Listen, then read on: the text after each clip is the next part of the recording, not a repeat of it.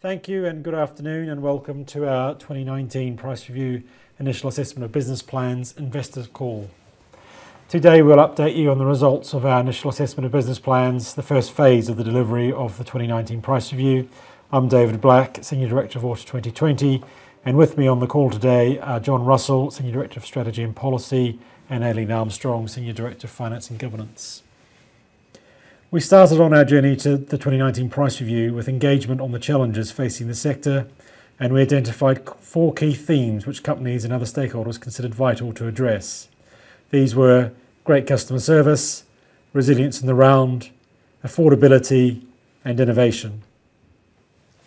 In our 2017 methodology, we set out our expectations for business plans and how we would assess them. The strongest incentives with the price review come with the delivery of business plans, through the incentives on outcome performance and cost sharing for TOTEX outperformance. Our initial assessment of plans provides further incentives for high quality, ambitious and innovative plans. We group companies into the following categories: fast track and exceptional companies with reputational, procedural and financial benefits. There are reputational and procedural financial disbenefits for significant scrutiny companies, and slow track companies falling between those categories. I'm delighted that this morning we announced 3 companies, United Utilities Water, Severn Trent Water and South West Water, have met the high bar for fast track. I congratulate the board and leadership of these companies for seizing the opportunity to submit business plans that really move the dial for customers. Our assessments of business plans is comprehensive, covering 9 test areas, including outcomes, cost efficiency, resilience, and confidence and assurance, among others. I'm also pleased that these companies have proposed ambitious proposals to share benefits with customers, including South West Water's Water Share Plus customer share scheme, Severn Trent's purposeful company and community dividend, and United Utilities' major contribution to improving affordability for customers struggling to pay their bills. Their achievement in submitting business plans that meet our demanding requirements should not be underestimated, and they're now well placed to deliver for their customers over 2020 to 2025. We did not recognise any companies as having exceptional plans. This was a category we reserved for companies who went well beyond the bar for fast track, and we didn't think any companies met this grade at PR19. For the rest of the sector, the remaining companies, they now have opportunities to revise plans, taking account of our feedback on areas of concern and where we think they have not gone far enough for customers. We've also categorised 4 companies as being in significant scrutiny, which means these companies have further to go in revising their plans. This in part reflects the challenges facing these companies, and in recognising this, we've decided not to apply any financial consequences in terms of tougher cost sharing or capped incentive rates at this point, and make a judgment on this issue at draft and final determination based on how well companies respond to our initial assessment of plans. It's also important to note that the sector has really taken a major step forward with a step up in customer engagement and improvements in performance, such as help for 1.5 million customers struggling to pay, a 40% reduction in supply interruptions and also pollution incidents, and 25% reduction in sewer flooding proposed for PR19. So today's announcement is an important milestone for PR19, and the 3 fast-track companies now have early clarity around the outcome. For other companies, there's more work to do and correspondingly less certainty about the expected outcome from the price review process at this point. I will now hand over to my colleague John Russell to talk you through the highlights of our assessment of fast-track companies in more detail, before I'll come back on an overview of the sector on outcomes, cost assessment and risk in return. Thanks, David. As you can see, we've fast-tracked 3 companies. There are 10 slow-track companies and there are 4 significant scrutiny companies. I'm going to focus on the fast-track, Severn Trent, South West and United Utilities. These companies are stretching themselves to increase cost efficiency, plan to cut bills in real terms and deliver benefits to customers. Each of the plans they offer are financeable based on an early view of the cost of capital we set out in December 2017. Severn Trent proposes a 5% fall in bills in real terms, gets customer support for a large increase in assistance for customers struggling to pay, and has many examples of best practice in innovation. Its plan is 5% below our baseline on costs and it proposes a high-quality, voluntary way of benefit sharing by contributing 1% of its profits to a community dividend to be spent on projects to benefit customers and the community. South West Water proposes a 14% fall in bills in real terms to 2025, with further falls to 2030. It leads the sector with its outcome performance commitments, and its costs are within 5% of our view of efficient costs. It proposes an ambitious and voluntary way of sharing outperformance on the cost of debt with its customers, and an innovative scheme to offer shares in the company to its customers. United Utilities proposes an 11% fall in bills in real terms. It includes ambitious, innovative and sector-leading proposals on affordability and vulnerability, shows the most embedded innovation culture and a sector-leading approach to resilience. At the company level, its costs are about 3% above our view of efficient costs. It proposes a high-quality package of voluntary benefit sharing, funding social tariffs and matching high dividend payments one-for-one with contributions to a fund supporting customers and communities. To obtain fast-track status, the company accepted our proposed changes to a limited number of areas of its plan, including modest cost adjustments to efficient levels and some strengthening of selected performance commitments to upper quartile and more appropriate outcome delivery incentives. Along with reputational and procedural benefits, fast-track companies receive a financial reward of 10 basis points on the return on regulatory equity. That equates to £18 million for Severn Trent, £6.5 million for South West, and £21.9 million for United Utilities over the AMP. The three companies have chosen whether to receive early certainty on some elements of our determination.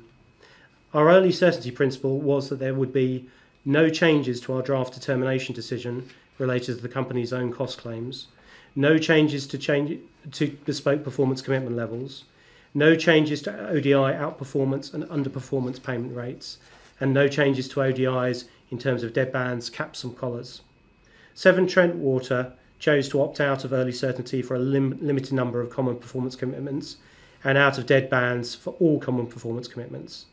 United Utilities have chosen to opt out of the early certainty principle entirely, and South West Water have chosen to opt in to the early certainty principle entirely. At the other end of the scale, companies with significant scrutiny plans fall well short of the required quality and need extensive material intervention to protect customers. Each of these companies needs to revise one or more areas of its business plan to address our concerns. We're assigning significant scrutiny status to 4 companies: Hafren, Southern, Thames and Affinity Water. Our assessment recognises the challenges facing these companies and the changes required to address customer interests. I won't go into our concerns with each of these companies' plans, except to note they vary between companies in areas such as outcomes, cost efficiency and resilience.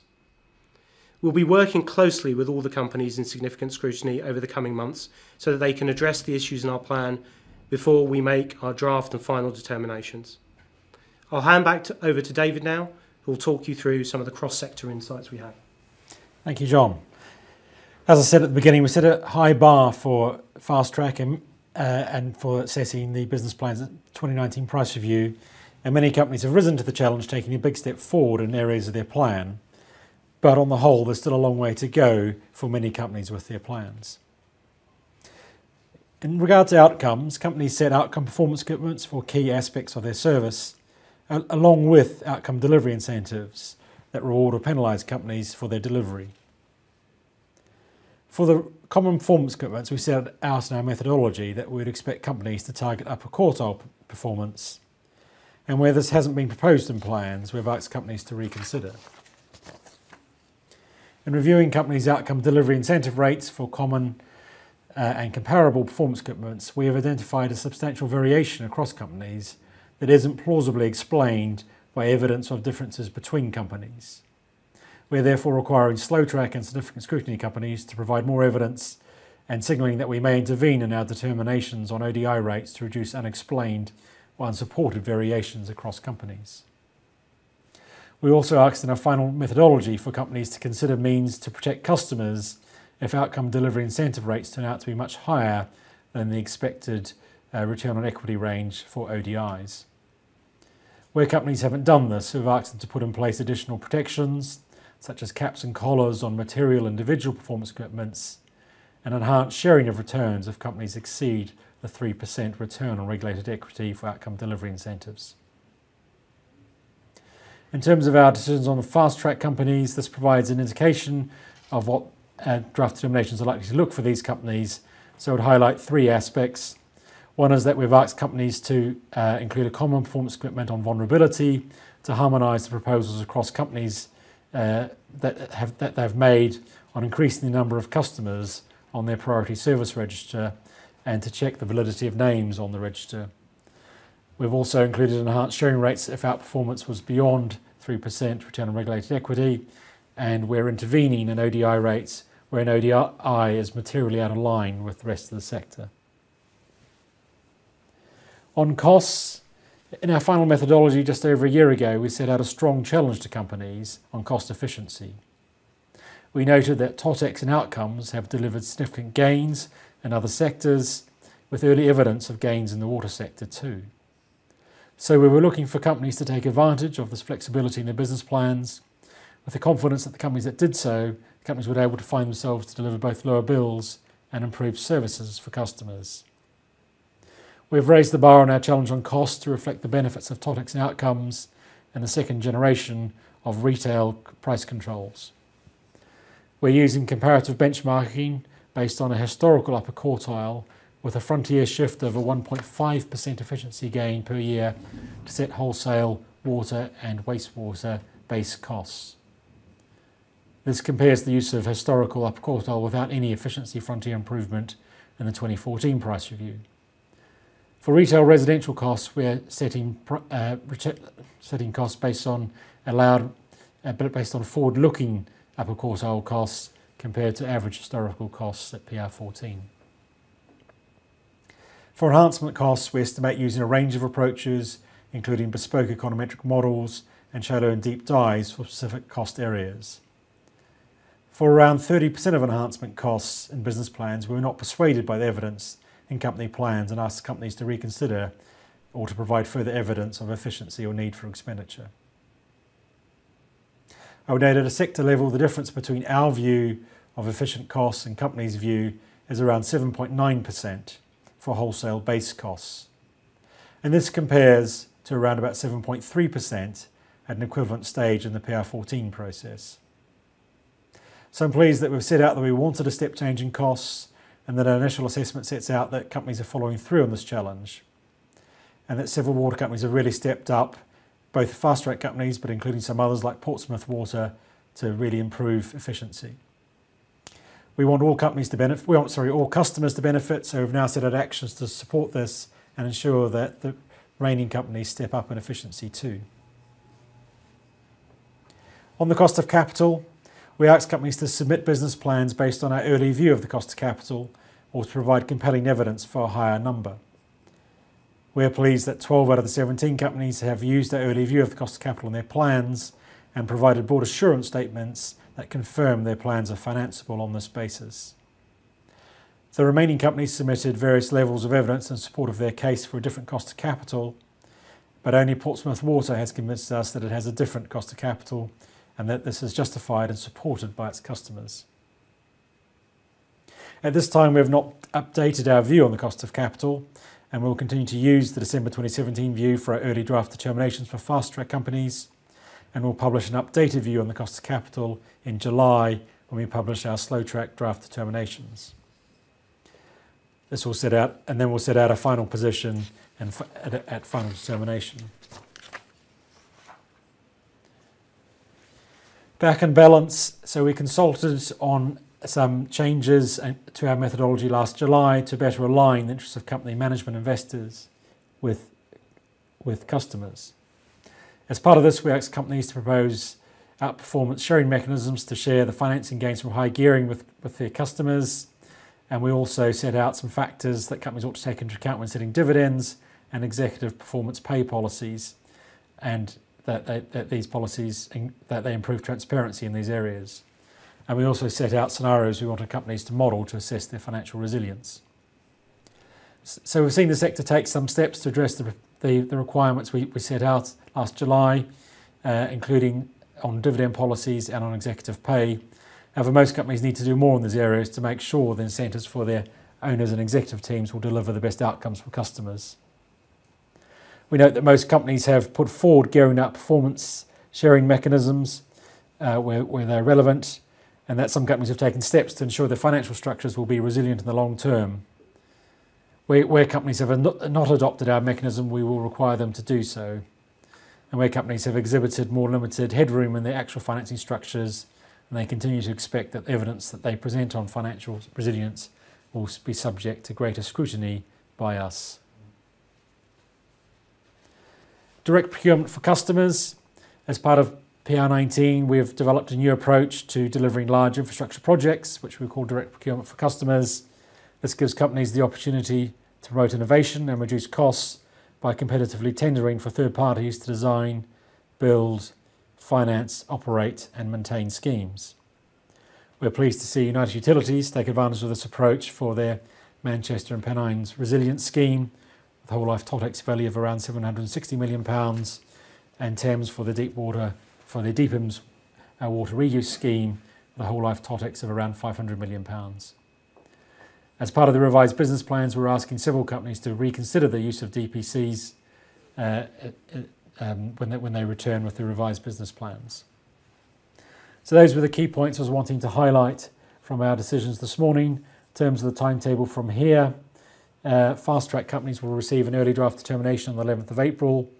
For slow-track and significant scrutiny companies, they need to resubmit their plans on the 1st of April, responding to our actions and concerns, and we'll publish their draft determinations on the 18th of July, and then on the 11th of December we'll set out final determinations for all companies. So that's it from John and I. We will now take questions, and so I'll hand back to the operator to take your questions, or you can submit them online. Thank you, operator. Thank you so much, sir. If you would like to ask a question, please signal by pressing *1 on your telephone keypad. If you are using a speakerphone, please make sure your mute function is turned off to allow your signal to reach our equipment. Again, press *1 to ask a question, and we'll pause for just a moment to allow everyone an opportunity to signal for questions.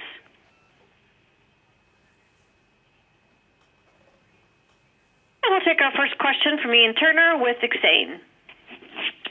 Good afternoon, everyone. I know you've been doing a lot of work on corporate governance, but it's clearly quite striking that the three companies that have been fast-tracked are the ones that have got equity listings.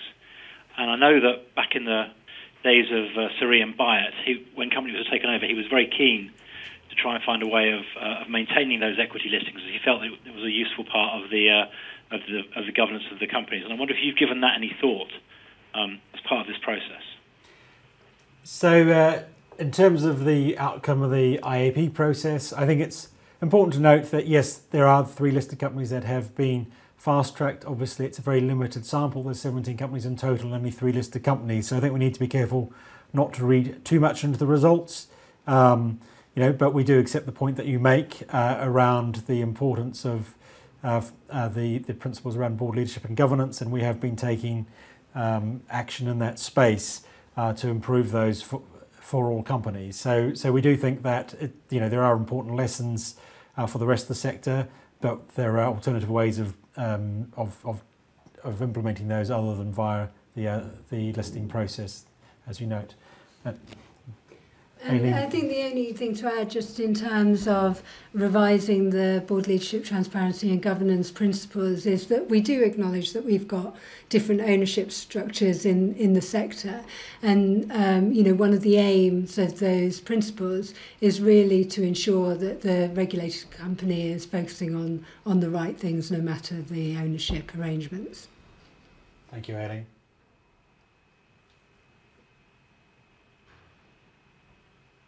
If you find that your question has been answered, you may press *2 to remove yourself from the queue. And we'll take our next question from Alex Wheeler with RBC. Afternoon, everyone. 3 questions from me, please. Can you give us an idea of what was required from the fast-track companies to get to the exceptional status? Were there any common points that you think these companies should be focusing on in AMP7? Secondly, on the update to the cost of capital in July, given early draft determinations for the fast-track companies will be using the existing cost of capital, can we assume this won't be subject to significant change? And then finally, can you give some colour on the process for significant scrutiny companies and the potential penalties that may be applied? And I guess here, I'm just curious around, do all of the shortfall points you've mentioned have to be met to avoid penalties? Thank you. Shall we take the last question first? We can see how we go. So John, do you want to?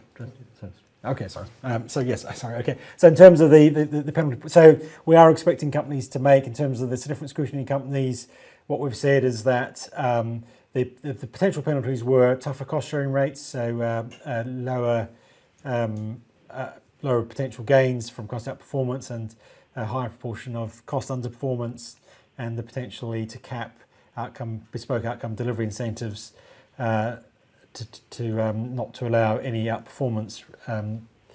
So we'll look at the changes that companies make to their plans at draft determination, in terms of the revised business plans, and take a view on this when we set our draft determinations. What would we be looking for is for companies to take on board the feedback and to come back to us with revised plans which address the issues that we've set out, and or to provide very compelling evidence where they think their views differ from Ofwat's. In terms of your second question, what's that? WACC. So in terms of regarding to the WACC, no. So the WACC will be. So we've set an early view on the WACC, which was our best view in terms of December 2017. We'll be updating that for the July draft determinations, and those changes will be reflected in the final determinations for fast-track companies as well. And then in terms of the exceptional status, I'll ask John to address that question. Yeah, so I mean, when we were looking for exceptional, we were really looking for stretch and ambition over and above the norm in a number of our sort of key areas, particularly in relation to innovation in the sector and resilience in the round, which is a theme we've been pushing, as well as sort of excellent customer service. Now, we saw lots of good things to like in the plans, but we didn't really see across the board a company that really had pushed itself into that exceptional category. And I think particularly in those innovation and resilience areas, those are themes that we're going to be exploring further as we think about our longer term regulatory strategy over the rest of this year.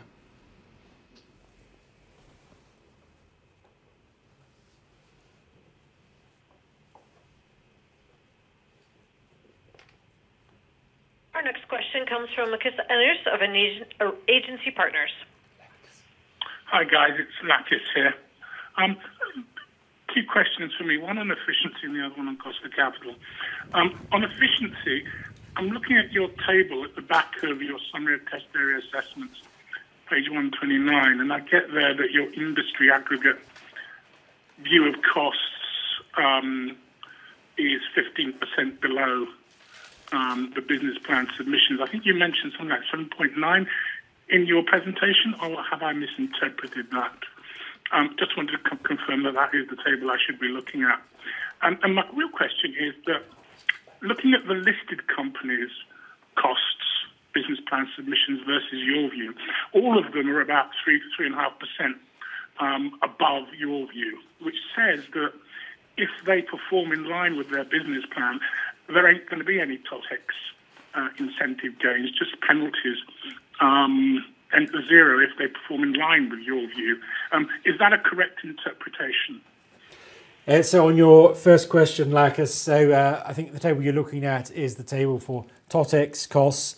The difference I was referring to was around base costs, which... Okay, understood, yeah. And the 7.9% I quoted actually merges base costs and unmodelled costs to compare with base costs at PR14, which I think is the right comparison. And in terms of getting a feel for efficiency of the sector, I think looking at base costs is most relevant. In terms of your question about the 3 to 3.5% outperformance, the 3.5% cost differential on the fast track companies, certainly that's true in terms of projected costs. However, the experience with business plans during the current price review period would suggest that companies may well be able to still outperform the projections in their business plan, but that's obviously an issue for them to address. And I can also say that these companies obviously accepted the adjustments to their costs as part of entering into the fast track process. So I'm sure they remain. But is that? But they all seem to be on the same level at 3.5%. You use Severn Trent and South West Water above your assessment, and if they didn't just meet your view, there would be no TOTEX incentive gain. It's that if that matters. Yeah, so I think expect them to beat it. So just going back, so on base costs, South West Water are a differential of 0.0% and Severn Trent are 3.1% ahead. So and United Utilities are 2.8% off. So in terms of their base costs, there's certainly evidence that these companies are very close to our allowances, or even better than that. Differentials on enhancement certainly are manageable for companies in terms of the scale and scope of the programs that they run as well. So I think so it's a question that the companies can better answer themselves. But as I say, the performance during the 2015-20 period does demonstrate that companies are able to outperform our view of efficient costs that we set in the previous price review. So I would remain confident that there is still some prospect to that for these companies. Okay. And my second question, and you'll probably answer you don't want to comment, but we had Ofgem come in December with a 0.5% lower nominal RORI than you guys. I mean, do you have any thoughts at this stage on that, or are you just going to reserve your position until July? So we'll obviously look at the WACC again as part of the July draft determinations. Yes, we obviously work closely with Ofgem, and we note their lower view on the cost of capital. There are certainly some specific factors in the energy sector that we're looking at, such as the persistent outperformance on costs and incentives in the energy sector, which don't apply in the water sector. But certainly there are some common areas such as views on risk-free rates, which have eased since our early view. So we'll be looking at all of those factors, and we continue to work with Ofgem on cost of capital issues as well. So we'll look at these factors in the round and reach a view on the cost of capital for the July draft determinations. Thank you. Thank you, Lakis. Our next question comes from Dominic Nash with Barclays. Yes, good afternoon, everyone. I've got two questions, please. Sort of following on from Lakis's efficiency against your efficiency benchmark. I was to believe that the companies will be benchmarked and upper quartile would be taken as the start of the benchmark for the target to beat on a moving economic gain basis. Are any of the water companies in the round in the upper quartile at all? Because I'm surprised that the fast track companies aren't going to be having an outperformance against your benchmark on day one. And secondly, on the beta calculations for your companies, you obviously rely on the market beta of the listed companies in order to derive a sector-wide CAPM-driven cost of equity. And my question is there any difference, do you think, between the issue that the three listed companies happen to be the three high-performing companies against the beta, say, of the sector, and whether the cost of equity should be different to the one that you will see on the performance of the three listed ones? Thank you. Okay, so in terms of the upper quartile point, so the point is around base costs, and in terms of if you do look at the view on base cost efficiency at the appointee level, you'll see that there are 4 companies either at or below the level of efficient costs that we've set out. The point is that when you add in the enhancement costs and take a view around the efficiency of that the 3 fast track companies come out slightly over. It's important to emphasise that our decisions on fast track are not just based on cost alone, and that indeed the company that has the most efficient costs in the sector is also in significant scrutiny. So it's not just about the cost efficiency which drives our IAP decision, but nonetheless it's clear that the fast track companies are either close to or more efficient than our benchmarks, and that for 2 of the companies the differentials purely relate to enhancement costs, and for one of the companies, United Utilities, there was some differential on base. That is part of Ofwat setting a tougher efficiency challenge at PR19, and it follows that companies probably ought not to expect on day one to be outperforming, but nonetheless, as I said, the history of the sector suggests that having set a cost challenge, companies strive hard to achieve that, and the evidence from the current and previous periods suggests that they will be able to manage that. In terms of your point about betas and listed companies and their performance, so this is all around the measuring their relative risk. I'm not sure the fact that they are higher performers necessarily reduces their validity in terms of as a risk estimator, because risk is about variance on the upside and the downside as well. But also note the point that obviously we can look at historical data, and it's certainly true that not all those companies were high performers as you look further back. And so there's obviously a question debate about how much we will put a weight on historical data versus more current and more contemporary beta data. Can I follow up on that one then, please? Because if you use historical data, but you're basically saying you're only going to be using a 2-year beta as we roll into 2020, so the change between now and December is nearly half of your beta data. How is it? Can you just remind me again, how is it consistent to set a cost of equity over a 5-year period based on a 2-year time frame, please, particularly in line of what you just said over the beta calculations of the 3 listed ones might be different. You've got to look at the historical numbers. So I think the point is making more generally on betas is that there is a debate about how much evidence you should, how much weight you should place on evidence that's older. Clearly, a longer time series produces a more accurate beta estimate from a purely mathematical sense. Equally, the longer the time series you allow, the more likely it is to be less relevant to pointing to risk at the current time. And so in terms of reaching a view about beta, we will have to consider that when we set our view of beta in July.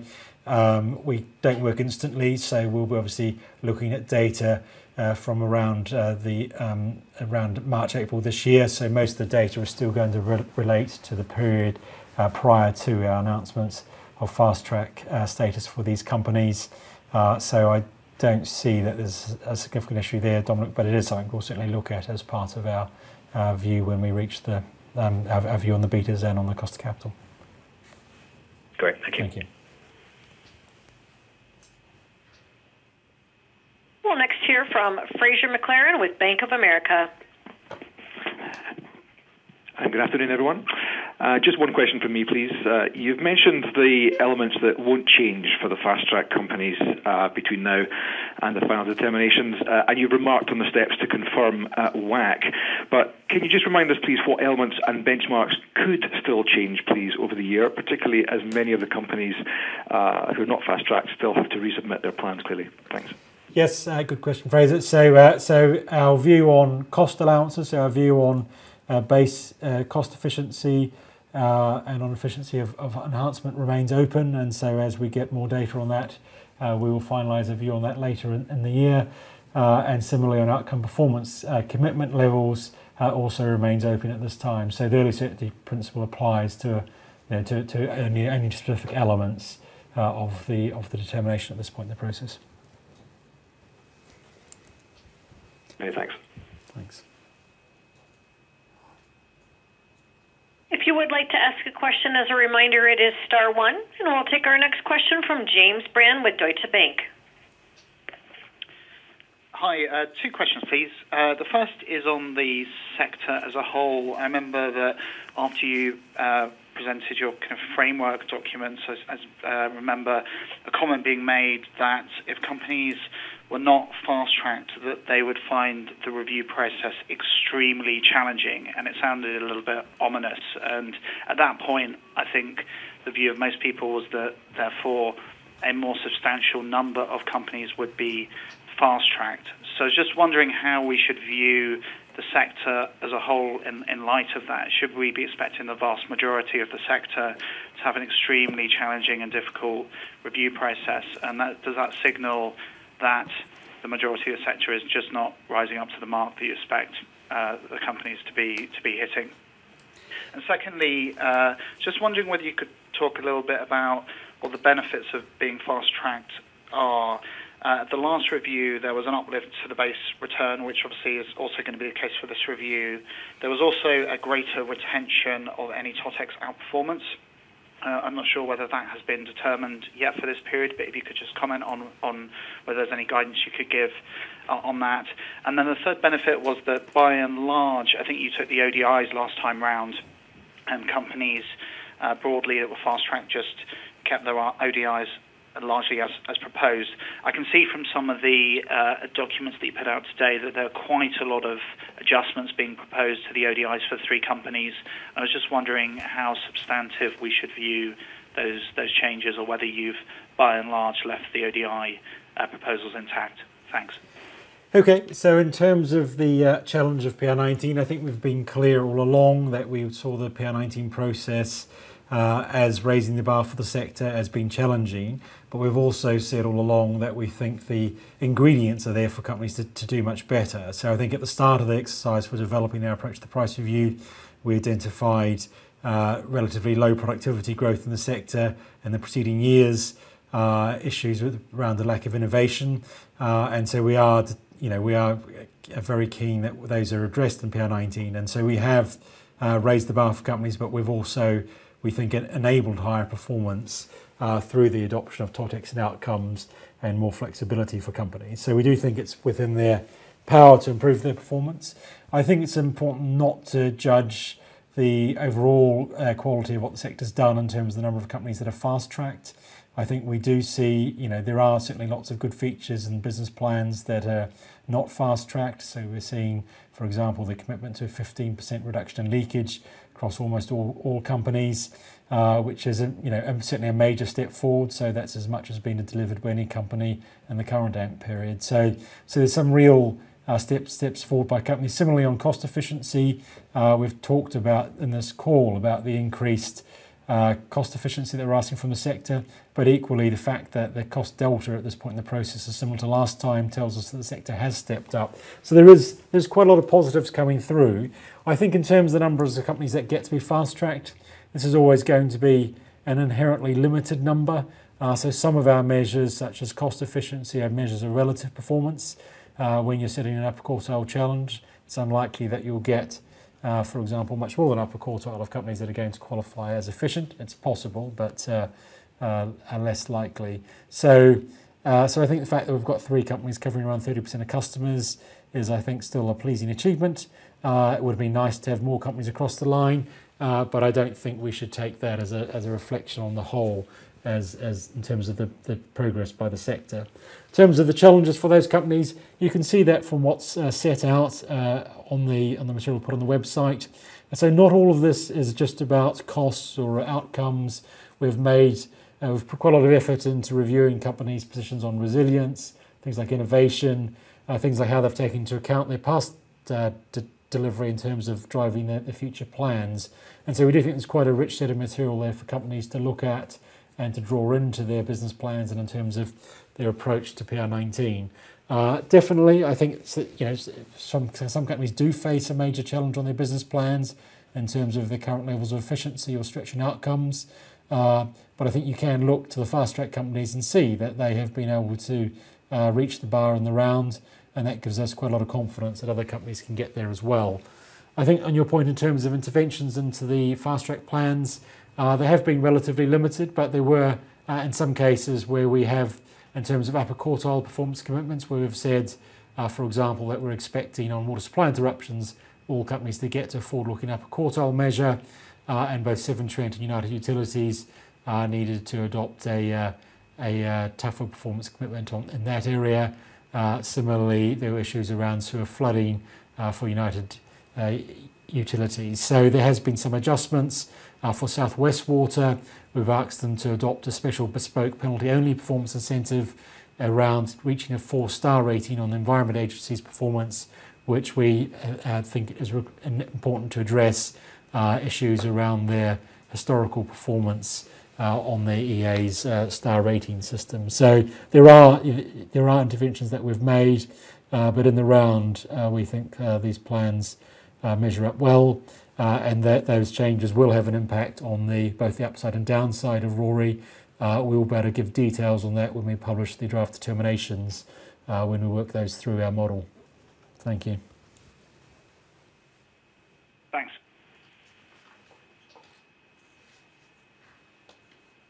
We have a follow-up question from Agency Partners. Hi guys again. I just want to understand a little bit more about your view on outperformance. Firstly, when you talk about expecting them to outperform, are you talking versus their business plans or versus your view?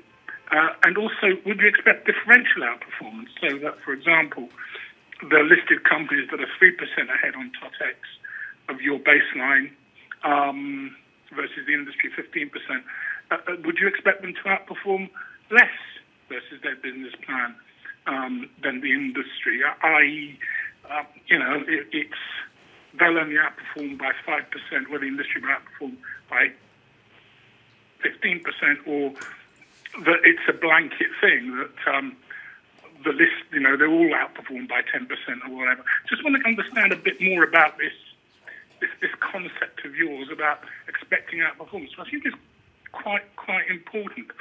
I mean, I guess I'm asking, do you think the listed companies are being more honest than the unlisted companies in their business plans? So I think expectations of outperformance, like you're probably a better placed to assess than I am, in fact, because I'm a mere regulator. So it will obviously depend on your view about the stretch in the business plan. And that's something that's quite difficult to observe, actually. So as a regulator, we can reach a view about what an efficient level of stretch is. Companies will obviously have some private information around that. So we certainly note that some companies have made major reductions to their current view of their current, in terms of their current cost spending. And so that might suggest that their business plans are inherently more challenging, while other companies have come in with business plans which are materially up on their base costs for PR14. So, for example, we observe that United Utilities have made a significant reduction to their current spend in PR14 by around 20%. So that's quite a major shift down in costs, and so that's obviously demonstrating significant ambition on costs. Clearly, we're going to set a view around an efficient level of costs, and their outperformance will be measured for PR19 against that. Other companies may have come in with business plans which they've challenged themselves less on, and inherently have more upside in. But it requires, you need to take a view on that between what a company's view about its efficient level of costs is and what our view is. We obviously only have part of that information. So in terms of their outperformance over PR19 and reaching a view of what that's likely to be, I think that's more of a question for analysts than it is for me as a regulator. Okay, I guess, yeah, fine. Thank you. Thank you, Lucas. And from Verity, or we'll hear from Verity Mitchell with HSBC. Afternoon, everybody. I've just got two questions. The first one is about financeability. So do we assume that the companies that are fast-tracked have cleared the hurdle as far as you're concerned on financeability? And then the second question is about investing for future, which is on page 19 of your overview document. You mentioned this 360 million for strategic water resources. Is that something that's already been allocated under the business plans, or is that a pot that can be allocated? And you also mentioned that companies might be expected to fund studies for these transfers that aren't actually funded in their business plans. So a bit of explanation about that, please, too. Okay, so sorry, what was the first question again, Verity? Financeability. Oh, yes. So financeability, yes. So as part of our assessment of the business plans and the AAP, we assessed the evidence that they provided on their financeability, and all of the fast-track companies, we are comfortable with their views on the assurances that they provided around financeability. We'll finalise our views of pay-go and RCV run-off rates as part of the draft determinations, noting that the slight changes we've made to their cost baselines may have implications for things like pay-go and RCV run-off rates. But effectively, yes, they're there on financeability. And indeed, most other companies also provided good evidence on their financeability as part of their business plans.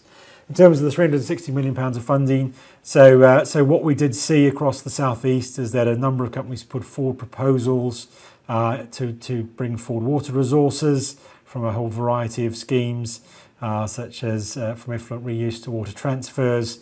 What we felt we were trying to decide on as a regulator is obviously optimal schemes in each company's area, but we could see there was quite a lot of interrelationships between schemes, and that a scheme brought forward by one company could be used to supply water to another company, and vice versa.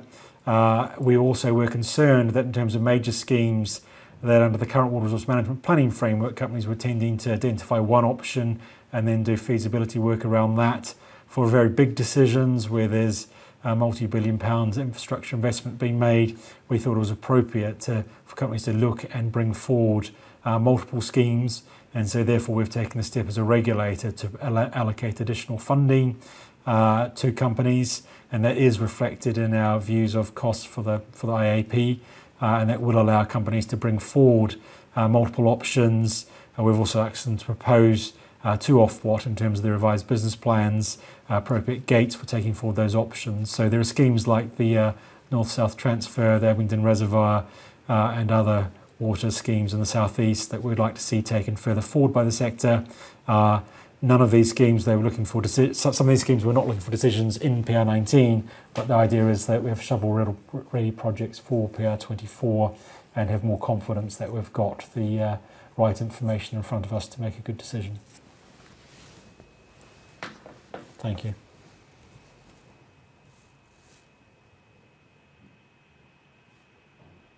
And there are no further phone questions at this time. Okay. Well, in that case, I think we'll wrap it up here. So thank you for your time today. So yes, the next steps from here. Reminder, the fast-track draft determinations in early April, slow track in July. And we think there's obviously a significant amount of certainty for the fast-track companies. There's clearly some way further to go for slow-track and significant scrutiny companies. And so we'll see where we get to come 1st of April when the revised plans come in. So thank you very much for your time and attention today.